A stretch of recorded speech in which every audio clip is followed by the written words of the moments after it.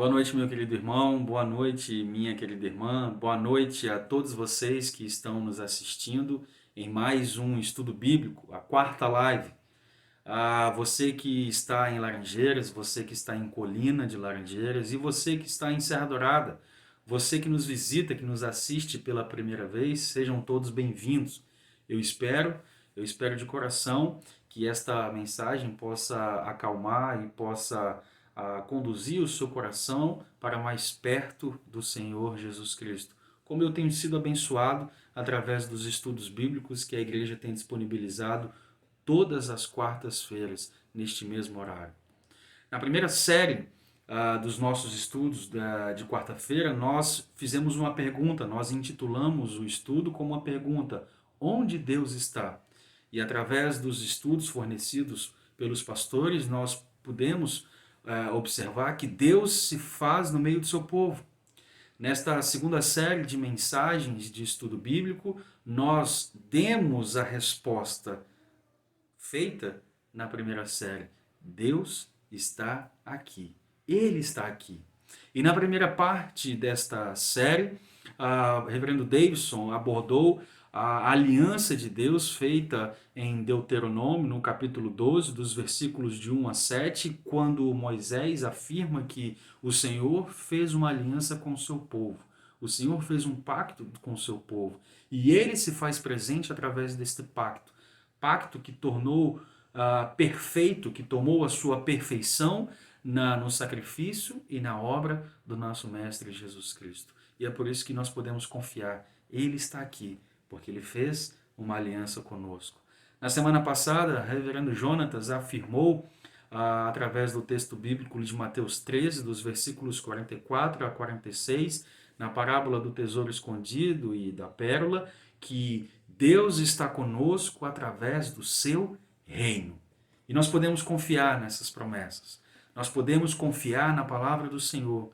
Nós podemos confiar que ele fez uma aliança conosco, lá em Deuteronômio, no capítulo 12. E nós podemos confiar que o reino de Deus foi inaugurado ainda em Mateus, no capítulo 13, e é a partir da inauguração deste reino, ele está conosco. Ele promete caminhar conosco, ele promete ficar perto do seu povo, ele promete pastorear o seu povo e conduzir o seu povo para uma morada celestial, uma morada onde Deus habita, uma morada onde nós teremos a perfeição em nossos corpos através da nossa glorificação.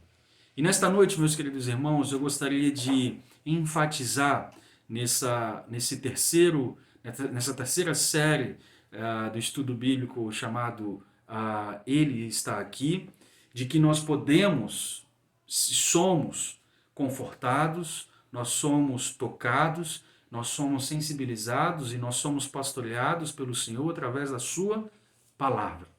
Ele está aqui através da sua palavra. Perceba que em cada estudo, perceba como que em cada estudo nós tivemos o cuidado e a sensibilidade de mostrar para você de forma bíblica, de forma didática, que Deus se faz presente no meio do seu povo, que Deus está conosco dentro do coração de cada servo, orientando, admoestando, controlando e pastoreando as nossas vidas. Eu creio e tenho fé que você tenha percebido, assim como eu percebi, que através desses dois estudos maravilhosos que nós assistimos, de que Deus está e tem estado com a gente no momento de calamidade que nós estamos vivendo, de que Deus se faz presente no meio do seu povo, de que Deus está conosco. Essa talvez seja um dos maiores consolos que as Escrituras nos traz, de que Deus não deu corda neste mundo e nos abandonou e foi para outro lugar e foi para habitar em outro planeta, viver de acordo com a sua vontade. Não! O que consola o meu e o seu coração é o fato de que ele se importa conosco, faz uma aliança conosco, se demonstra fiel a essa aliança, fortalecendo, fornecendo e criando o reino de Deus em nossos corações. Já não mais nos céus, já não mais naquelas formas antigas, naquelas formas em que os nossos antepassados criam. Ah, o reino de Deus só está no céu. Não, o reino de Deus, o reino dos céus, se fez presente aqui nesta terra, através da sua obra, através da salvação, através da cruz do nosso Senhor Jesus Cristo. E você pode confiar. Você pode confiar, não é porque o Michel está dizendo, não é porque o reverendo Davidson pregou nas semanas passadas, não é porque o reverendo Jonatas pregou na semana passada, não. É porque tão somente está escrito, está prometido, está profetizado na palavra que é a nossa palavra. Palavra revelada de Deus, que é regra e fé de prática para todo o povo. E para finalizar, meus queridos irmãos, como eu já citei anteriormente, essa série de estudos, eu quero trabalhar essa terceira parte com uma pergunta. Eu gostaria que você focalizasse esse estudo, essa terceira série, com uma pergunta: como posso estar na presença de Deus? Se nós afirmamos que Deus está aqui, eu sou mais interessado, e nós devemos ser os mais interessados em saber como entramos na presença do Senhor. E eu respondo essa pergunta.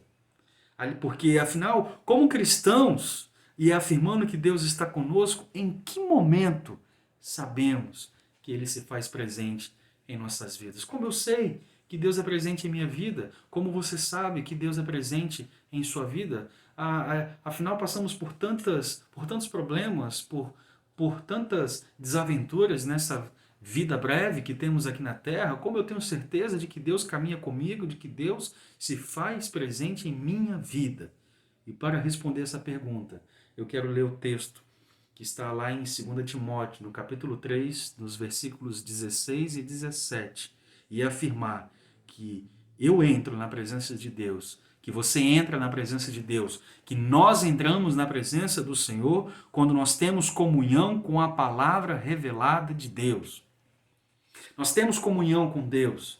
Nós entramos em sua presença quando esse texto, o texto bíblico, ele se faz verdade na minha vida. E o texto dessa noite, dessa quarta live, 2 Timóteo, capítulo 3, versículos 16 e 17, afirma que toda a Escritura é inspirada por Deus e útil para o ensino, para a repreensão, para a correção, para a educação na justiça, a fim de que o homem de Deus seja perfeito e perfeitamente habilitado para toda boa obra. Que o homem de Deus, que a mulher de Deus, que a criança de Deus, que o jovem de Deus, que o idoso de Deus, que os adolescentes de Deus sejam perfeitos e perfeitamente habilitados para toda boa obra do Senhor. As Escrituras, então, meus queridos irmãos, ela é inspirada. Além dela ser inspirada, ela é útil para nos ensinar.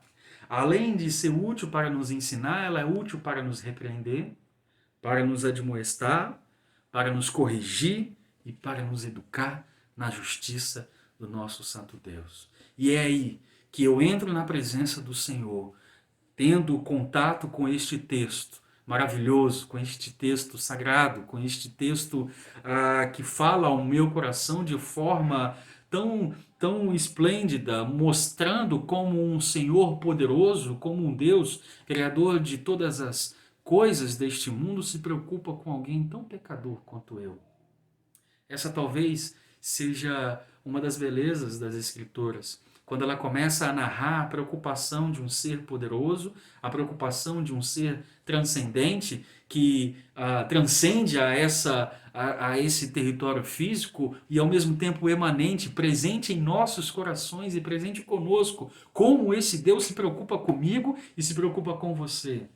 Essa é uma das maiores belezas que existem nas Escrituras. E quando eu leio esse texto, quando eu leio esse livro, quando eu leio as frases inspiradas aqui neste texto, eu posso afirmar que eu estou na presença do meu Salvador, que você está na presença do nosso Salvador, que você foi alcançada, que você foi alcançado pelo poder maravilhoso realizado e feito em nossas vidas pela obra maravilhosa de Jesus Cristo.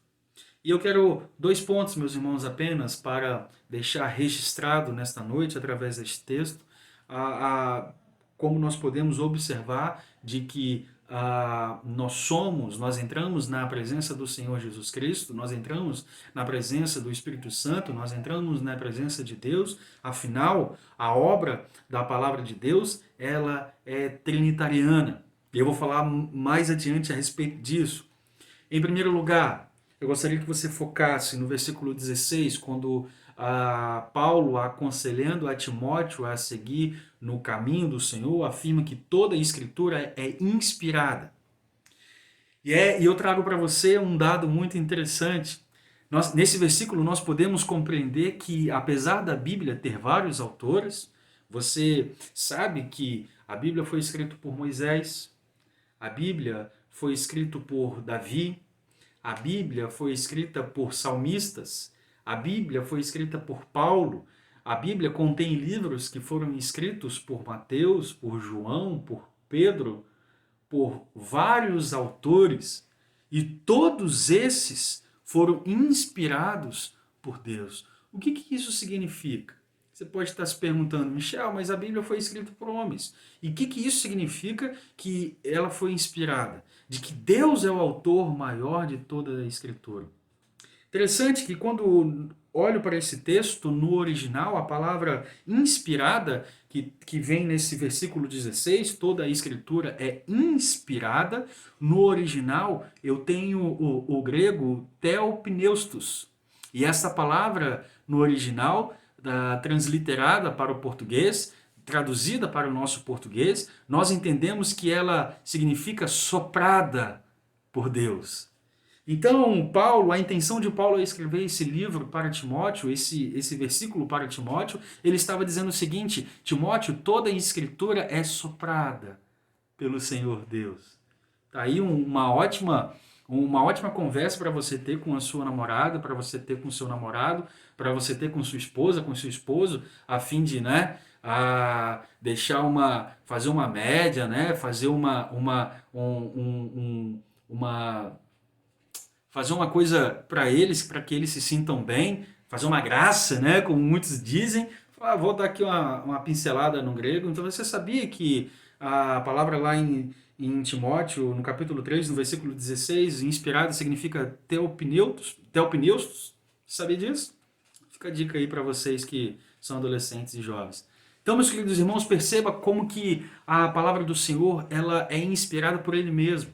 É uma palavra soprada pelo nosso Deus. E palavra soprada pelo nosso Deus, nós podemos confiar. Palavra soprada pelo nosso Senhor, nós podemos acreditar. Palavra soprada pelo nosso Deus é promessa para as nossas vidas. Deus não é homem para que minta. A palavra de Deus registra isso. Ele não é homem para que minta. E muito menos homem para desejar o pecado. É por isso que nós podemos acreditar e confiar com todas as nossas forças nesta palavra maravilhosa. Essa passagem declara que essa Escritura, o livro que nós temos em mãos, é um produto divino, sem qualquer indicação de como Deus operou para a sua produção. Deus não fala como ele inspirou os escritores bíblicos. Deus não nos fala como ele fez com que Moisés, com que Davi, com que João, com que Mateus, com que Lucas, com que Paulo fossem inspirados, mas Deus assim o faz. E como Deus assim o faz, nós podemos crer. Sabe por quê? Porque é na Bíblia que Deus nos dá as respostas às grandes perguntas que preocupam a nossa alma. Questões que toda a sabedoria e toda a ciência dos homens são incompetentes para solucionar com qualquer grau de certeza. Olha o ambiente que nós estamos vivendo. A ciência ainda não nos deu resposta. A tecnologia ainda não nos deu resposta, não nos convenceu de que o que estamos vivendo será resolvido pela ciência ou pela tecnologia. Há cerca de 70 dias nós estamos em isolamento social e há 70 dias nós estamos afirmando que Deus está operando no meio do caos e nós acreditamos por meio da sua palavra. Nós acreditamos que Deus opera no meio do caos porque nós, ao olharmos para as Escrituras, nós compreendemos de que Ele controla todas as coisas. Michel, como que eu sei que Deus controla todas as coisas? Quando eu estudo, quando eu leio, quando eu disseco este livro, quando eu tenho o meu momento na presença do Senhor, a fim de compreender qual é a sua vontade para a minha vida. A palavra de Deus, meus queridos irmãos, outorga, declara para si mesma a qualidade de revelação especial de Deus. Isso faz com que reconheçamos que ela é a verdadeira fonte de onde se deriva um conhecimento da verdadeira religião que fala do verdadeiro Deus. Como eu posso diferenciar o cristianismo de todas as outras religiões? Já disse em estudos passados de que todo o passado filosófico do racionalismo dos séculos passados colocou Deus numa caixinha e fez com que o homem fosse o centro de todas as coisas. E ao colocar um homem como o centro de todas as coisas, nós lemos e vimos na história frases horríveis como o homem é bom, mas o mal o corrompe. E todas, aliás, perdão, muitas religiões monoteístas dispersas em nosso globo vão afirmar basicamente isso. Olha, se tem um lugar difícil para o evangelho entrar, é no Japão. O japonês tem uma cultura de caráter. Uma cultura onde jogar lixo no chão é muita falta de educação. E numa cultura que você beira a perfeição, ou seja, que o homem busca a perfeição, você tem muito problema com humilhação. Você tem problema em se humilhar. Você tem problema de pedir perdão. Você tem problema de pedir desculpas. Então, o Evangelho, como uma palavra que pede para que o homem se arrependa, para que o homem confessa, para que o homem se humilhe na presença de Deus, dificilmente terá suas portas escancaradas no lugar como esse. É por isso que eles aceitam tantas religiões que afirmam que o homem pode ser perfeito, que o homem pode conquistar a perfeição, que o homem ele é bom, ele tem uma natureza boa, ele tem um caráter bom. Mas nós sabemos, e o cristianismo é a única religião que coloca o homem no pó, que coloca o homem no seu devido lugar, que fala que a história do homem foi deturpada pelo pecado. E por isso nós necessitamos desesperadamente de um Salvador. É por isso que eu creio que o meu Deus é verdadeiro. Porque que razão eu teria ter a necessidade de um Salvador, sendo que minha vida é perfeita? Não é essa a razão que muitas pessoas dão ao serem indagadas a respeito do cristianismo, ao serem evangelizadas a respeito do nosso Salvador, ao serem evangelizadas em nossas campanhas, elas afirmam: eu preciso me arrepender de quê? Eu preciso confessar que pecado? Eu preciso fazer o quê? A minha vida é boa. Mas nós entendemos que a raiz de todo mal está dentro do nosso coração. E quando compreendemos que o pecado faz parte da nossa história, o que nós precisamos é render graças e ir desesperadamente aos pés do Senhor. Porque conforme a sua palavra, Ele concede graça e misericórdia a todo momento para aqueles que o buscam. Mas 2 erros foram cometidos na história.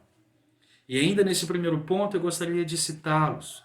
Erros na história, eles foram cometidos com uma intenção, e eu creio que Deus permitiu que o homem errasse em algumas situações para que gerações futuras aprendessem com seus erros. E 2 erros basicamente foram cometidos e nós podemos aprender muito através desses erros. Em primeiro lugar, quando nós olhamos para hoje, quando nós olhamos para o hoje, 2020, uma sociedade que está à beira de uma revolução tecnológica, e se já não está passando por essa revolução, uma sociedade conhecida como a pós-moderna, o modernismo já foi deixado para trás e agora nós vivemos numa sociedade pós-moderna. Em alguns contextos, principalmente europeu e norte-americano, nós estamos vivendo numa sociedade pós-cristã.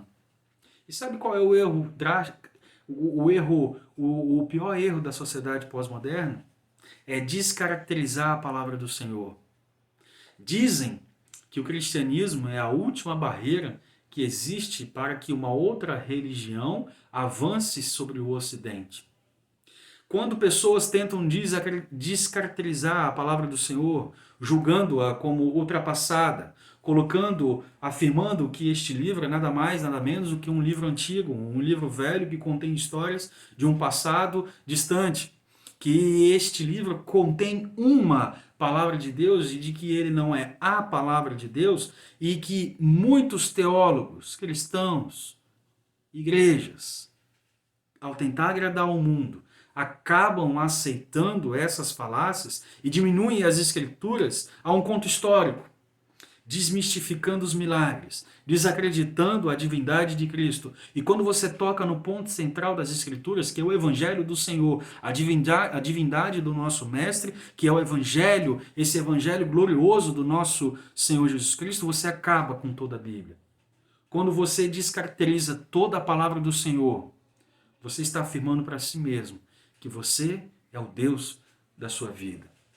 Eu li, você pode ler.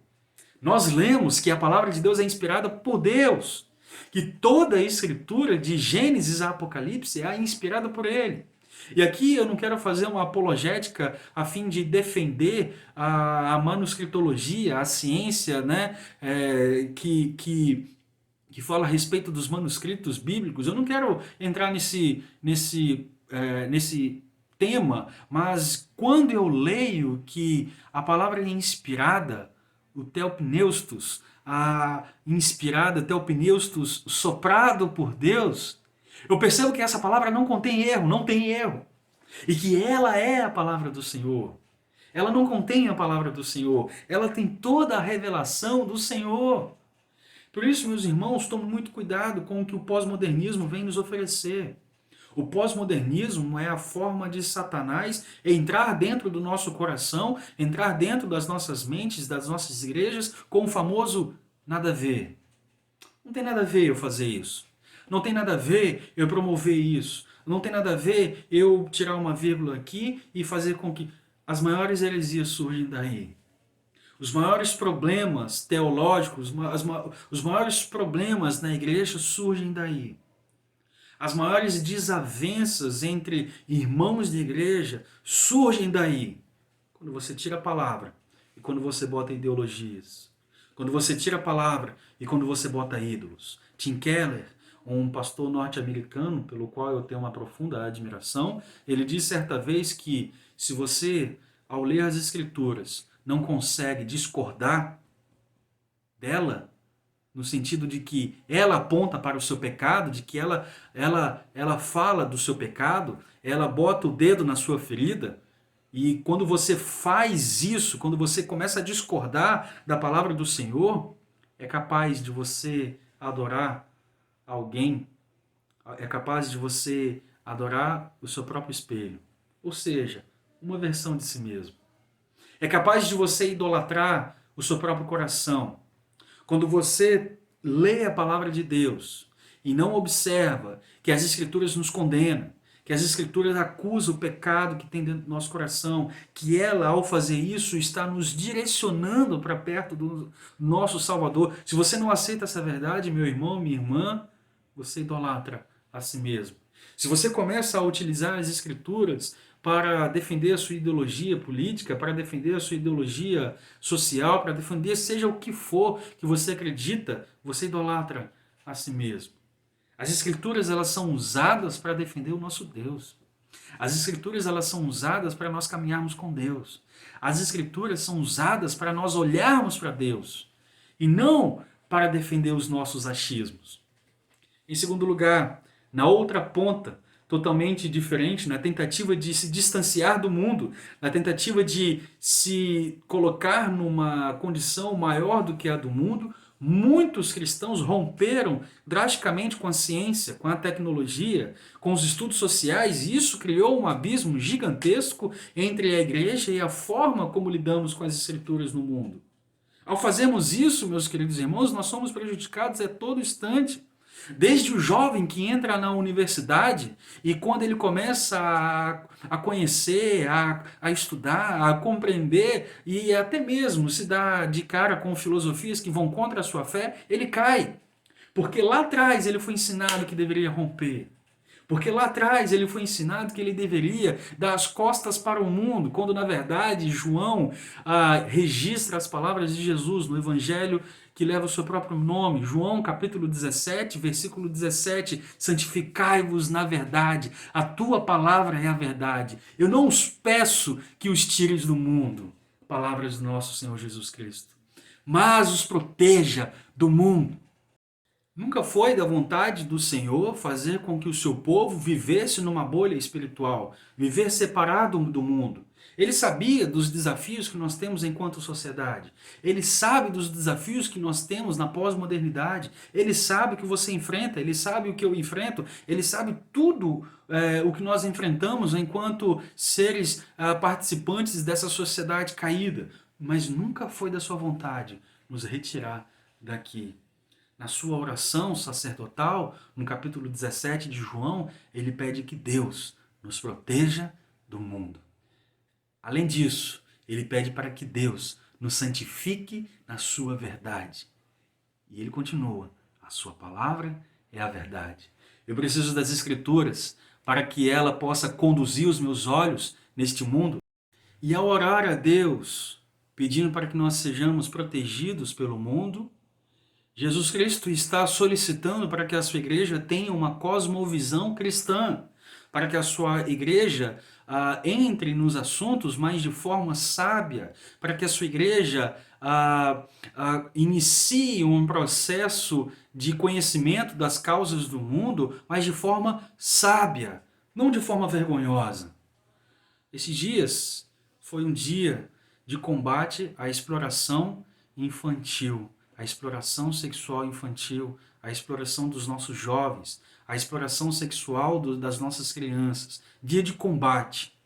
Como cristãos e olhando para as Escrituras, nós precisamos compreender do que Deus requer de nós como pessoas que olhem para a cultura e observem a cultura, uma cultura caída e que precisa desesperadamente da graça e da misericórdia do Senhor Jesus Cristo. Nós precisamos entrar nesses assuntos, nós precisamos debater desses assuntos e não fugir, e não nos isolar, e não fazer de conta que certas coisas não acontecem.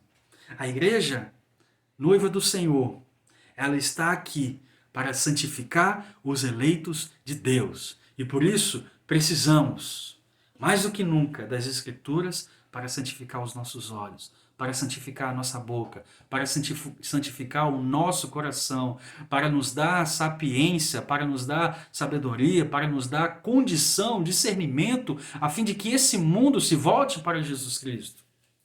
Por isso que eu e você, meus queridos irmãos, não só precisamos de pastores que divulguem o Evangelho, mas precisamos de políticos, precisamos de psicólogos, precisamos de cientistas, precisamos de tecnólogos, precisamos de engenheiros, precisamos de advogados, precisamos de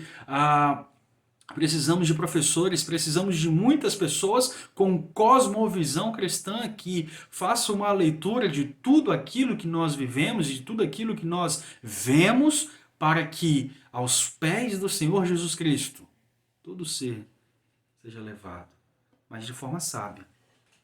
Precisamos das Escrituras para nos orientar.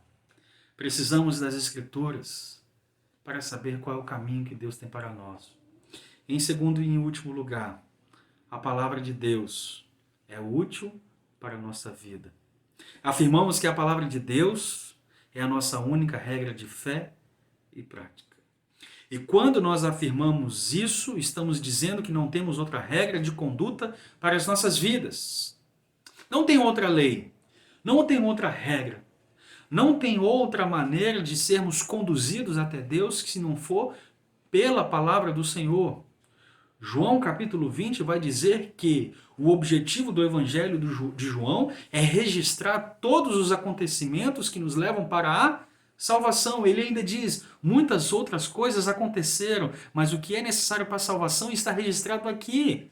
Nós temos tudo o que precisamos neste livro. Deus se faz presente em nossas vidas quando temos comunhão com este livro. Se você precisa de tomar decisão, a Bíblia tem a resposta.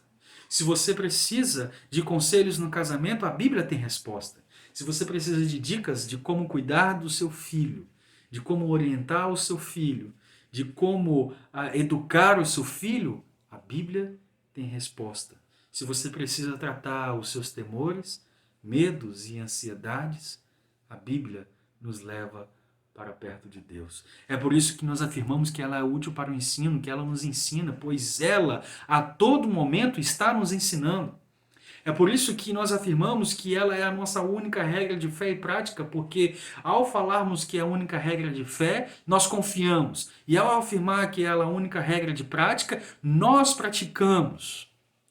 Quando eu leio, quando eu tenho meu momento com Deus, eu tenho que ter a convicção no coração de que Deus está falando comigo, de que Deus está mostrando a sua vontade, de que Deus está declarando como Ele é perfeito em minha vida e de como Deus tem me conduzido nos caminhos do Senhor. Salmo 119, no versículo 105, afirma que lâmpada para os meus pés é a tua palavra e luz para os caminhos, para os meus caminhos. É na palavra do Senhor, meus queridos irmãos, que nós encontramos discernimento, orientação, sabedoria, para entender o que Deus tem para nós. É na palavra de Deus que nós entendemos quais são os planos que Ele tem para mim. É na palavra do Senhor que você entende qual é o plano que Deus tem para você. Para vivermos os planos de Deus revelados por Ele, é necessário ter comunhão com a Sua palavra. Não tem outro caminho. Muitas outras pessoas já tentaram caminhos diversos, caminhos diferentes, caminhos tortuosos, mas o único que nos leva até a Deus é a Sua palavra. Ele afirma no Evangelho de João que Ele é o caminho, a verdade e a vida. Ninguém vem ao Pai senão por Ele. Nós não conseguimos chegar até Deus lendo gibis. Nós não conseguimos chegar até Deus orando por um outro Deus. Nós não conseguimos chegar até o nosso Senhor e recebermos da sua parte toda a obra milagrosa de Jesus Cristo em nossas vidas se lermos outras histórias. É por isso que esse livro não é somente um livro histórico. Ele é útil para nos ensinar. Ele é útil para nos repreender. Ele é útil para nos consolar. Ele é útil para nos admoestar. Ele é útil para falar que nós necessitamos desesperadamente de um Salvador que afirma: eu estou com vocês. Eu estou aqui. Ele está aqui. E eu gostaria de concluir, meus queridos irmãos, nesta noite, que você aprenda que as Escrituras é a palavra inspirada, que através dela eu consigo me orientar, que através dela eu evito erros, eu tampo os meus ouvidos para toda obra diabólica do liberalismo teológico, que desmistifica a palavra do Senhor e a coloca como um livro qualquer, mas como eu a entendo como um livro inspirado, eu coloco ela no altar da minha vida, para que a minha vida seja colocada no altar do Senhor. Como um livro inspirado, eu procuro orientações para viver em comunidade, para viver em igreja, para amar o meu irmão, para orientar o meu irmão, para receber a admoestação do meu irmão, para me colocar debaixo da liderança do meu irmão. É isso que a palavra nos orienta, para caminhar 2 milhas, milhares de milhas com o meu irmão. Através da palavra do Senhor, eu busco sabedoria para ter uma cosmovisão cristã que me oriente a olhar com olhos do Senhor Jesus Cristo, a olhar para todo esse caos, a olhar para tudo que está acontecendo e observar que Deus está no controle de todas as coisas. Eu preciso da ciência, eu preciso da tecnologia, mas eu preciso compreender que Deus está coordenando todas essas coisas. Eu não preciso ser levado por elas, mas Deus me conduz até elas. Os maiores cientistas dos séculos passados eram cristãos, eles entenderam muito isso. A época da reforma, a reforma trouxe para o centro da igreja a palavra de Deus. A palavra de Deus se tornou o centro de todo avivamento, de todo mover do Espírito Santo. A palavra de Deus foi capaz de direcionar homens piedosos na história deste universo a fim de que igrejas fossem formadas, de que o povo de Deus fosse convocado, de que irmãos fossem para perto de Deus. A palavra de Deus nos alcança, porque Deus está conosco. Eu gostaria de terminar afirmando de que nós precisamos urgentemente de uma fidelidade devocional. Eu falei isso no domingo de manhã com os adolescentes. Quando eu penso em fidelidade a Deus, eu preciso pensar em fidelidade devocional. Fidelidade ao meu Deus, de que eu posso descobrir coisas maravilhosas quando eu entro na presença do Senhor, pela sua palavra, pois Ele nos vivifica, nos purifica e nos leva para perto de Deus. Que Ele te abençoe e que você seja conduzido por Ele a descobrir coisas maravilhosas através deste livro sagrado, porque Ele está aqui. Ele se faz presente através da sua palavra. Deus te abençoe, em nome de Jesus Cristo. Amém.